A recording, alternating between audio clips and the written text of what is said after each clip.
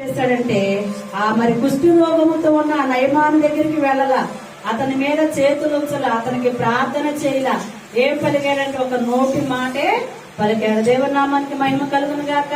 అయోర్దాను నదికి వెళ్ళి 7 మార్లు మునుగు అన్నాడు. ఒక్క మాటే. హల్లెలూయా.